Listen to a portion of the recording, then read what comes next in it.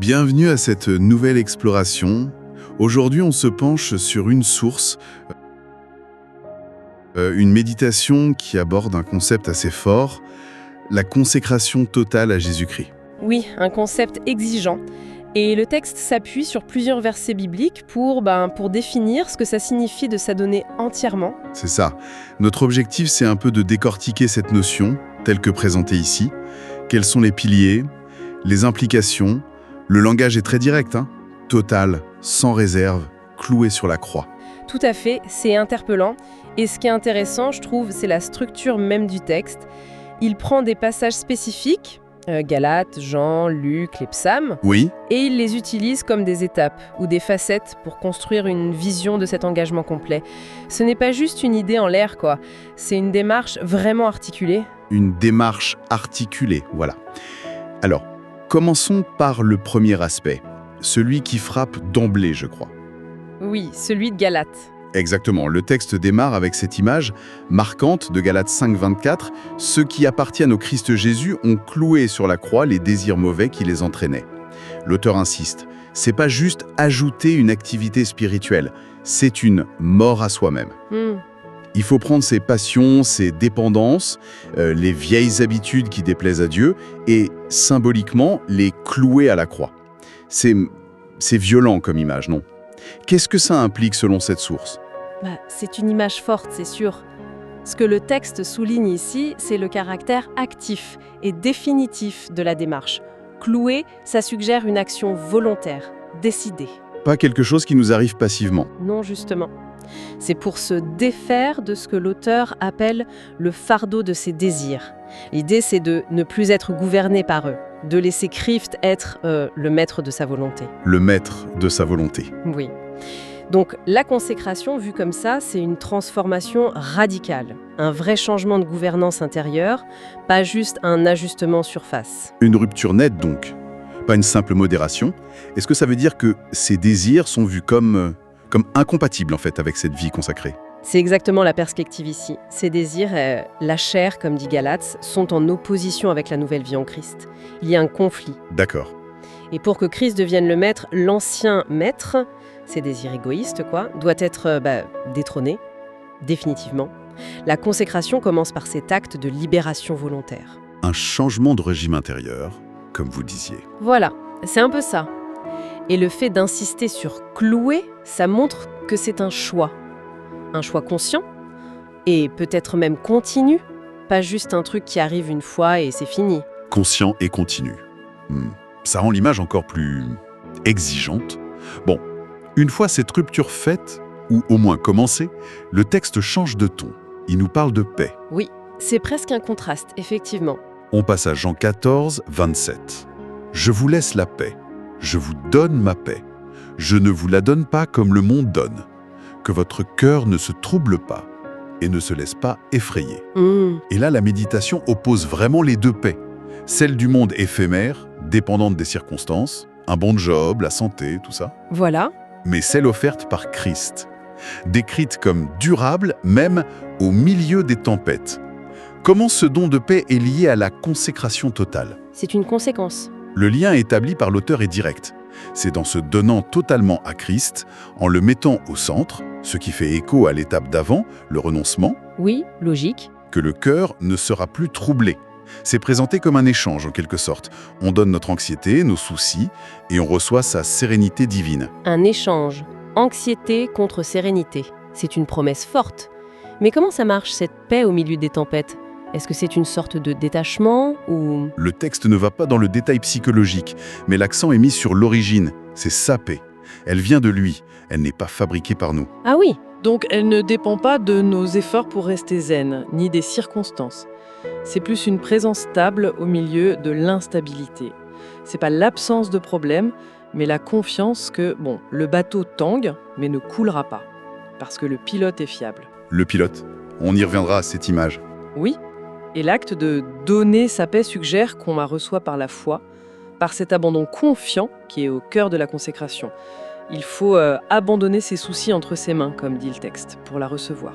Une paix reçue, pas fabriquée. d'accord? Ça demande une posture de réceptivité, de confiance, et ça nous amène bien au troisième point, qui parle justement de priorité, d'agitation et d'écoute.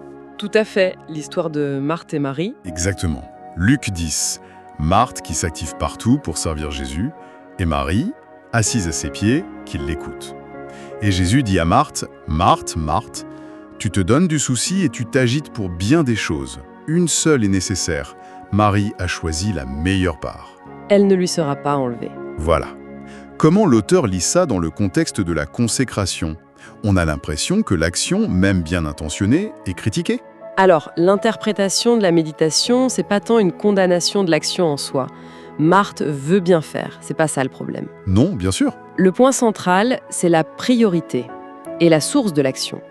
L'agitation de Marthe vient de son souci pour bien des choses.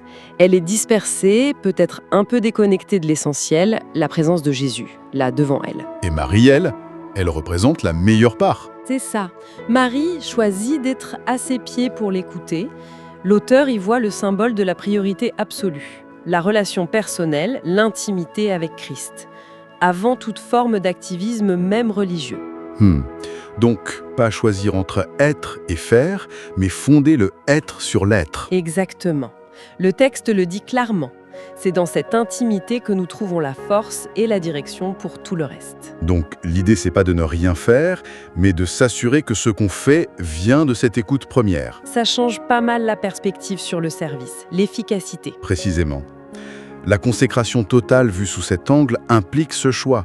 D'abord la connexion, l'écoute, recevoir la direction, ensuite l'action alignée.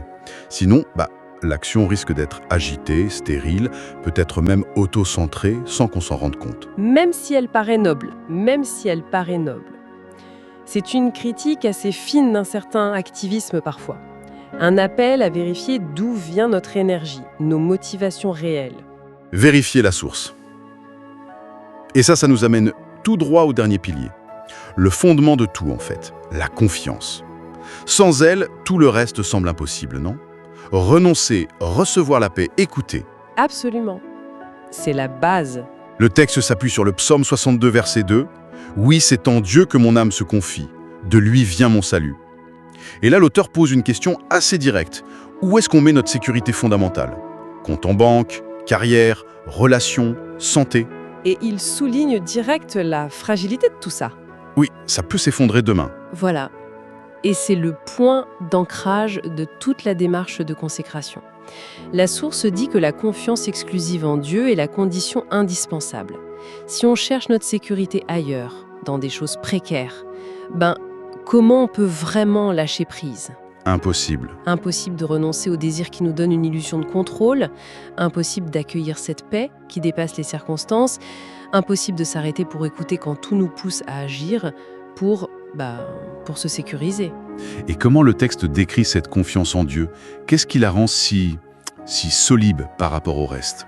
L'auteur utilise des images de solidité, de permanence. Dieu est le salut véritable, le seul refuge inébranlable. L'encre. L'encre de l'âme, la forteresse, ça contraste fortement avec les sécurités humaines, vues comme changeantes, vulnérables. Cette confiance en Dieu, c'est pas juste de l'optimisme, quoi. C'est une certitude basée sur qui est Dieu, fidèle, tout-puissant.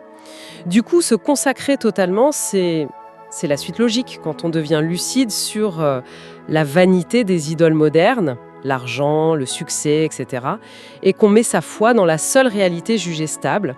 C'est vraiment le socle. Lucide sur la vanité des idoles modernes. C'est un diagnostic assez radical. Bon, c'est 4 points. Renoncer, accueillir la paix, prioriser l'écoute, fonder sa confiance, ça forme un tout cohérent, une vision exigeante. Essayons de résumer ça. Oui, bonne idée. Alors, si on récapitule la vision de cette méditation sur la consécration totale, on a 4 mouvements liés. D'abord, un acte volontaire, radical. Rompre avec les mauvais désirs, les clouer sur la croix, comme dit Galate. C'est ça. Ensuite, accueillir une paix divine, profonde, durable. Un don reçu quand on abandonne ses angoisses à Christ, selon Jean. Oui, un échange. Troisièmement, choisir consciemment de prioriser la relation intime, l'écoute de Christ, avant l'action, pour que l'action soit juste. C'est l'exemple de Marie dans Luc. La meilleure part. Exactement. Et quatrièmement, le fondement, une confiance totale, exclusive, en Dieu seul. Pour le salut, la sécurité, rejeter les appuis terrestres fragiles, comme dit le psaume 62. C'est une excellente synthèse.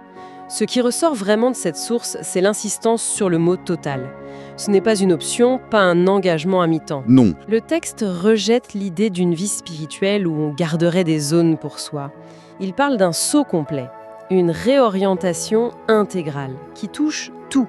Volonté, émotion, priorité, confiance. pas de demi-mesure. Non. L'auteur rejette l'idée d'avoir un pied dans le monde et un pied dans l'Église, pour utiliser une image connue. L'appel final est clair. Donnez-vous entièrement à lui. C'est tout ou rien dans cette vision. Faire le saut complet, oui, l'image est forte. Ça souligne bien l'absence de compromis. Et le texte finit d'ailleurs sur une interpellation très concrète, non? Une sorte de mise en pratique. Tout à fait. Oui, la conclusion utilise cette métaphore, très parlante. Laissez vraiment la place du conducteur à Jésus-Christ dans tous les domaines de sa vie. Après l'intérieur, on revient au quotidien. Qui tient le volant? C'est ça. Qui décide de la direction, des arrêts, de la vitesse? C'est simple comme image, mais ça interpelle fort pour conclure. Oui, Et c'est une façon de traduire cet idéal de consécration en réalité vécue. Le texte présente cet abandon de la place du conducteur, pas comme une perte, mais comme l'accès à la vraie vie, à la paix, à la sécurité promise.